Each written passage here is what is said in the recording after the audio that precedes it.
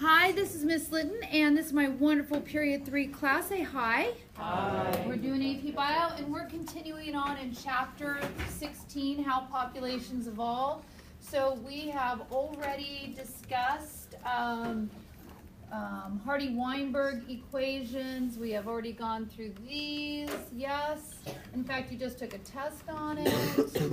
Super fun, super fun. And then I think we left off at here. Oh, no, not here. Never mind. Sorry. What? Okay. We started talking about the different types of selection. Is that accurate? Yeah. Okay. So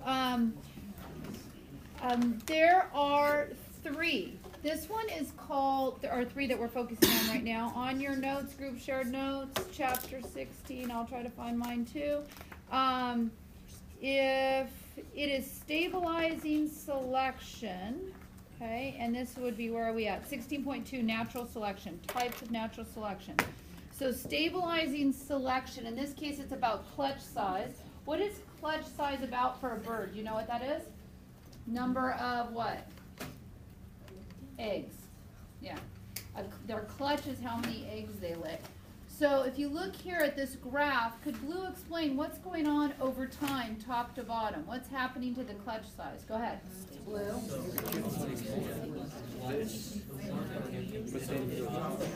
It's narrower and then the horizontal gain. Okay, so now tell me, what are we selecting for and what are we selecting against for these birds and their clutch size? We're selecting for an intermediate, yeah, the one in the middle. We're selecting against the extremes, right? Because if you have too many eggs, that could be a problem. If you have too few eggs, that could be a problem. You don't pass on enough eggs. So this is an example of stabilizing selection. This is the same for us in birth weight. Okay? Probably maybe that, I don't know, you could Google for me right now what the average birth weight is here in the United States. Is it possible it could vary depending on where you live?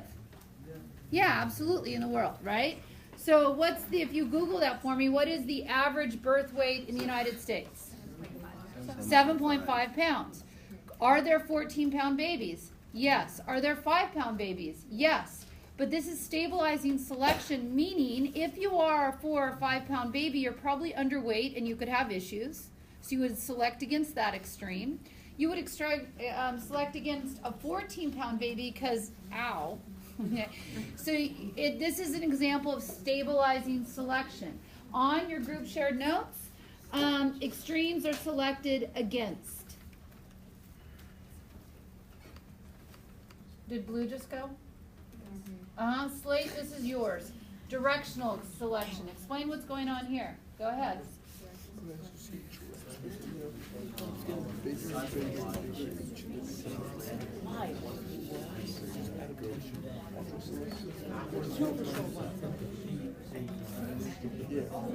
Okay, in this example, and we've talked about equus, the horse, right? We're selecting for one of the extremes. Okay, we're saying that you have increased your fitness if you are larger. Could this lead to speciation, the formation of a new species? What do you think? Yeah, sure. Okay. Contrast that. Do you think it leads to a new species when you have, what was the type of speciation we just talked about? Stabilizing. Could stabilizing selection lead to a new species? No, it's going for the intermediate and trying to maintain that. This is going for one of your extremes and pushing it towards an extreme. So this could lead to a new species. So for this one, an extreme phenotype is favored. The curve shifts in one direction, leads to speciation. Okay, other bio buddy, this one is yours. Disruptive selection, go ahead.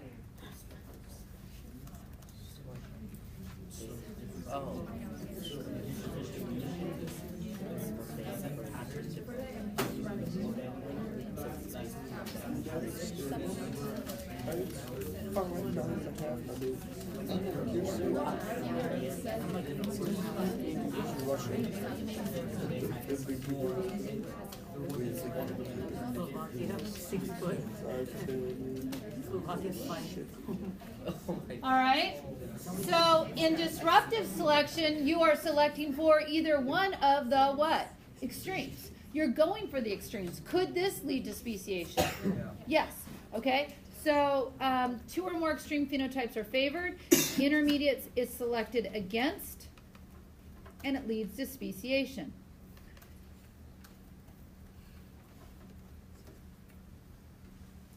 All right. So we've talked about 3 types of selection so far. What was the first one? Stabilizing, then directional, then disruptive. And here's our next type, sexual selection. Okay, now you may look at that and be offended. I'm okay with that. But is there accuracy? Is there something, can you legitimize this poster? Why would this be like this? Why would she increase her fitness? What is she looking for? She's looking for love. Why would that be adaptive for her to look for love? Speak, children. You are smart. Let's go. What? Non-random. Why would that be advantage? Why would that be advantageous? She could just go get what he's looking for. Okay? But why would this be advantageous for her? Yes. So she's happy. Okay, so she's happy. Let's go for more. What? Help take care of the children. She's vulnerable, right? She becomes vulnerable when during gestation. When the offspring are younger, she is also, or when they're first born, she's vulnerable because she has to protect her young.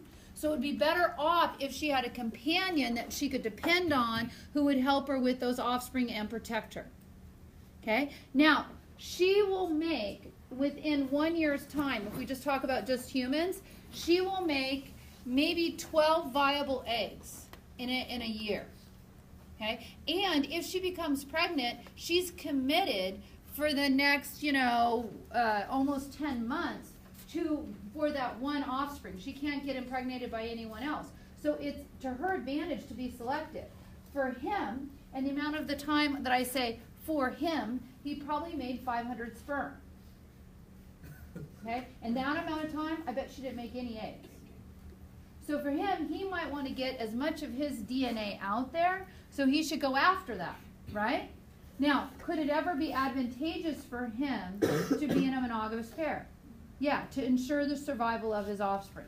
That's something we choose as a species. Do other species necessarily choose the monogamous pairing? No. Okay? So for him, he's trying to get as much of his DNA out there. When you compare and contrast this type of sexual selection, if Joe and Jim have a lot of sperm and they're competing with each other in order to inseminate, that's called intrasexual selection because the males are competing amongst themselves in order to inseminate. If Betty is trying to choose, if Betty's doing the choosing, that's intersexual selection. Because Betty is deciding, do I want Joe? Do I want Jim? Okay? So those are 2 different things. When males compete, it looks something like this. Okay? Male versus male. Trying to be the one to inseminate. Now you have to be competing. Look at it, they're not hugging.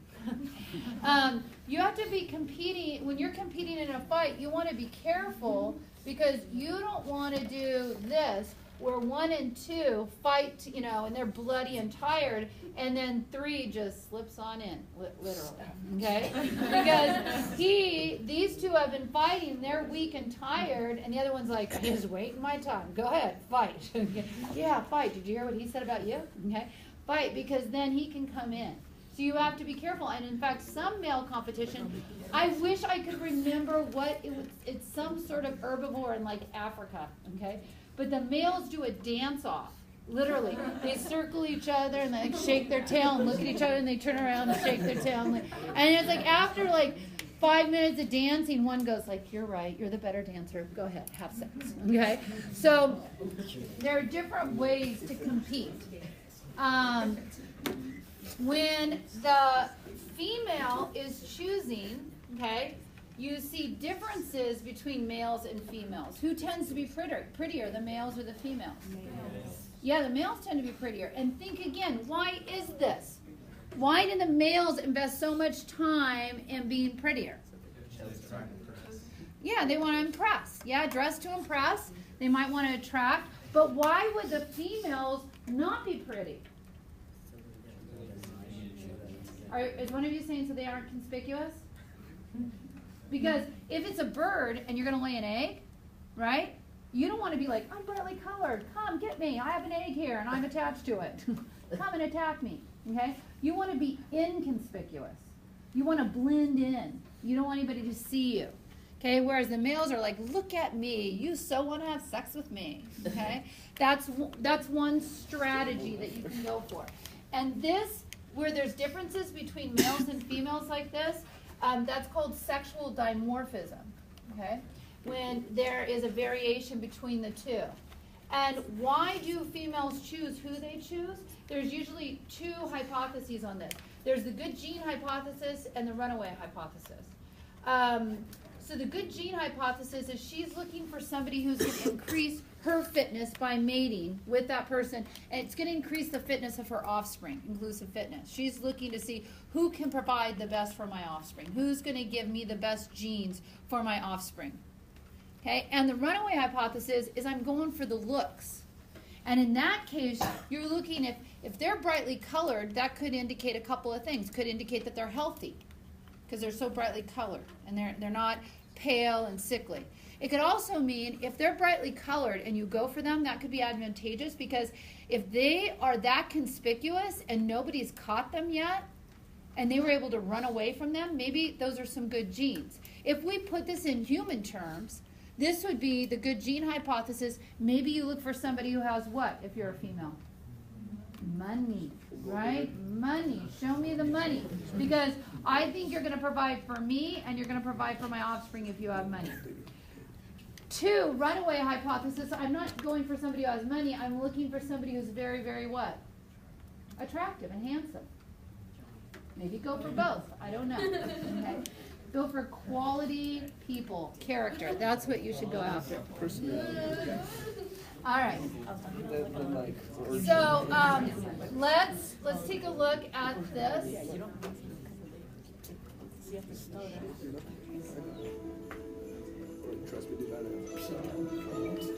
In peafowl society, there's no such thing as an easy hookup. Nothing happens without elaborate ritual and fanfare. Peacocks are the most shallow of all male birds. I mean, they go through this whole thing. They turn their back to the female. They rustle their little white fluffy tail feathers, and then they whip around and dazzle her. What that looks like to a female peahen, I can only imagine, because birds have much more brilliant colour vision than we do. They have much more refined colour vision. The male carries all the weight in these encounters. It is he who has to impress, because his chances are only as good as his tail. It's the male peacock who has the long showy tail, but it's really female choosiness that's driven the evolution of that tail. Peafowl think the more impressive the tail, the better the genes they'll pass on to their young. Competition among males is fierce as they go tail to tail in a display called a lek. It's sort of like an animal nightclub. In other words, the males sing and dance,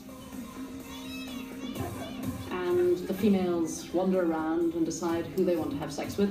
Okay, that's not what you have to do. Who will I have sex with? These male beauty pageants are make or break for auditioning wannabe fathers. Because in the bizarre world of animal courtship, the stakes are high. If a female peahen remains unimpressed, the male's out of luck. No sex, no offspring, no genes passed on. Often it's females who hold the whip hand in the animal kingdom. So what does a desperate male do? He resorts to the dirty tricks department.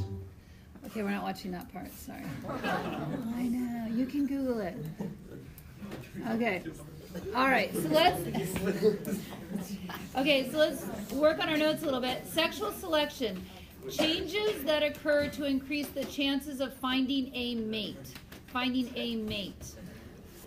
The good gene hypothesis is for when females are choosing the intersexual selection. Good gene hypothesis, choose a mate with traits that increase survival.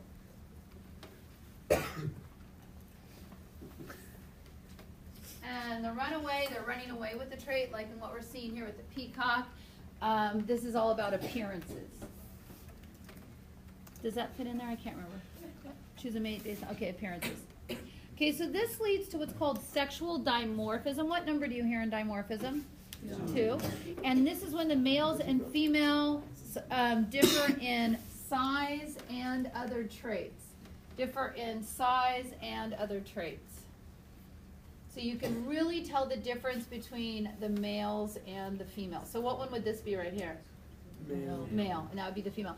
This is the male in the bird of paradise, and he literally leans over and he's going like this, and he makes noises and he shuffles that. I have a video of that. If we have time, I'll show it to you. Okay, this is a bowerbird. What this bowerbird does is he goes, the male, and he goes and collects blue things, and he lays them out for her and calls her and says, look at my blue things, okay? And the bower is like the backdrop he makes, and then he puts the things in front, and then she comes over and she's like, no, not enough blue things. And then he's like, okay, then he might fly away and try to get more blue things, but another bowerbird is like, he's gone, I will take his blue things, okay? And so he's like, comes back, he's like, I have even less blue things, okay? So think about why blue. Is blue a color that you would normally find out in nature? No, you wouldn't. You would tend to see green things, right? So that shows that you are able to find and be the one who's strong enough. So you can reason why might she go for that. She's not thinking that in her head. She's not going, he is very strong because blue is not a common color. Because normally you have chlorophyll A, okay, except when it breaks down in the winter. Okay, she's not thinking any of that, okay? It's just that's a rare color to find. So that's impressive that he brings it. Okay, and then I already mentioned to you about male competition. Now, oftentimes it is determined by who wins. There's a dominance, there's a hierarchy, okay? And so a ranking was established due to some confrontations. And so think about it. Do I have any tennis players in this room? Okay, Krishna. So you have I don't know what your ranking is on the tennis team, but let's say he's number 3 singles. I don't know what he is, okay? Okay, but if he was number 3 singles and he was like, I'm better, okay, and he wanted to be known as number 1 singles, what would he have to do? He has to beat number 1. He would challenge 1, and if he beats 1, then the number 1 on the team, then he can be ranked number 1. So there's confrontation involved. But there's a trade-off when you establish these dominance hierarchies. One is usually you're larger, so you always have to get more food because you're always like, I'm the alpha male, okay? And then number 2, you put yourself in danger because by being the alpha male, let's say you are a lion, okay, and you're a male lion. Other younger lions will come and want your women. So you always have to defend your women against these young up-and-comers who try to take over your pride. And so you can put yourself in danger while you're defending the group and your womanhood, okay? So how do you defend an area? That area that you're defending is your territory. And you could do it with calls, you could do it with urine, you could do it with fights, you could do it with looks, you could do it with your eyebrows, showing of teeth, you could snap. There are different ways that you could defend your territory. And let's finish that note out. Male competition. Males make more gametes, so they should compete to inseminate. Compete to inseminate. And I already gave you everything for cost-benefit analysis. For dominance hierarchies, higher ranking animal has greater access to resources than lower ranking. Have you heard of the phrase pecking order? Do you know where that came from? Chickens. Yeah. Observations of chickens. Now, not males, but females. And if you have a group of female hens, there will be an alpha female. And what she does is any food she wants, if you're going for that food, she'll peck on your head and you have to give way. And she's like, and you're like, go ahead, you can have the food. Okay? And so the alpha female, she can peck on everybody's head. Next, number 2 in the hen house, number 2, she can peck on anybody's head but number 1. Till you're at the very bottom, and then you're just like, sorry, okay, yeah, go ahead.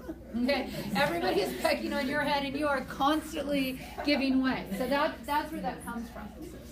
All right. So when you're competing, then why do we have these variations? How do we maintain variety?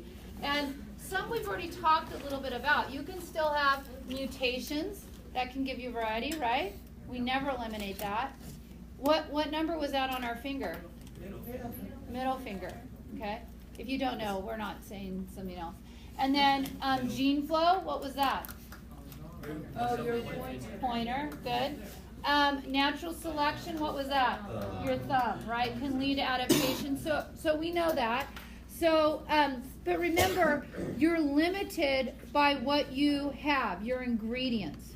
You can't just, it would be better if I had another limb to run with. I would run faster, okay?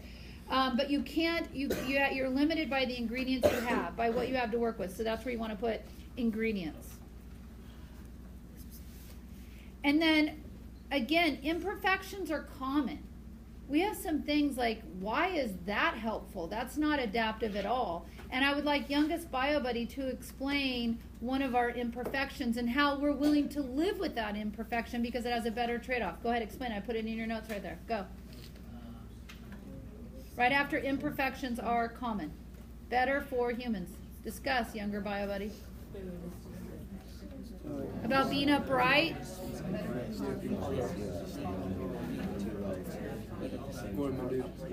Or because we stand up, so there's a constant we break our backs. And then the lift because we came from being an animal. So we evolved from an organism that was on all what? Fours. Okay? Yet we're upright, and curvature in our spine helps with that, right? That we can withstand the uprightness, but we can end up having a bad what?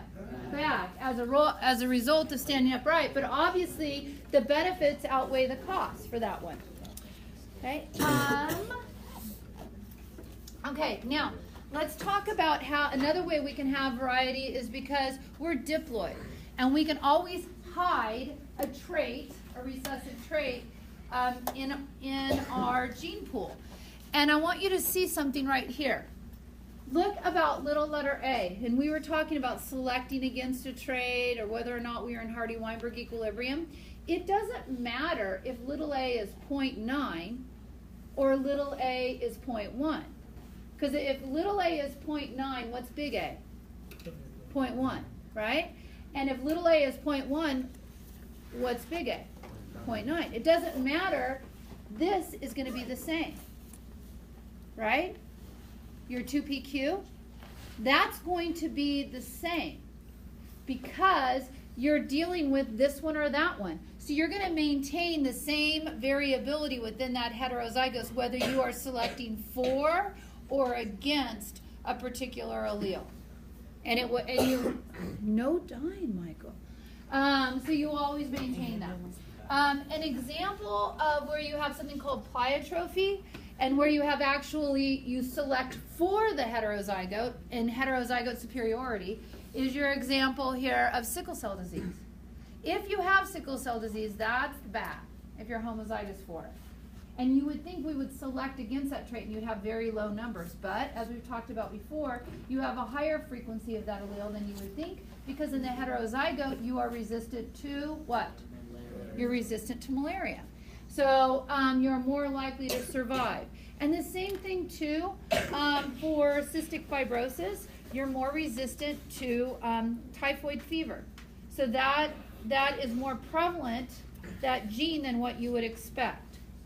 So on sickle cell disease, you can become sick from malaria, and then on cystic fibrosis, more resistant to typhoid fever.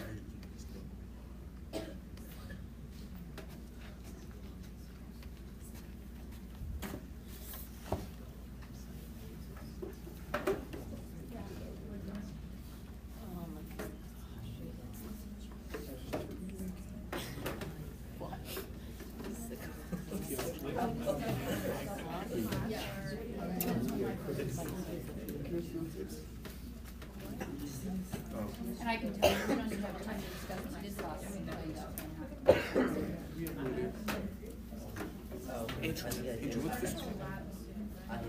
I not talk about that at the start of class? Didn't get it. The lab we're doing? Yeah, I mentioned we're going to do a lab next class. Sexical musical chairs. No, we're going to do a modification of it. Yeah, we're going to do a modification of it. So you don't have to do a pre-lab. Okay? Now, the faster we can move through our next chapter, chapter 17, what would be a way to help us move faster through chapter 17? If you would review it, okay? And you would come in prepared so we can discuss it rapidly, and then we can move on to our modified lab that we're going to do. And it reinforces Hardy-Weinberg. It would be on investigation number 2 if you want to look at it in your lab book. In your lab book, they do it with spreadsheets, but we do it with genes that we hold, and we go around and exchange genes. Okay? Let's see how you did on this. Ben did not tell us. Oh, Ben. So good job. Okay. Oh, de-seated. Okay, that's it. We've already done. These are kind of reviewing. Yeah. What is the answer to this? True. Okay. All right. Have good weekends. No sex, no drugs, no alcohol. What happens in Vegas? No. Comes home on your penis and vagina. Have I taught you nothing? Make good choices. Sorry. Have a piece of toast.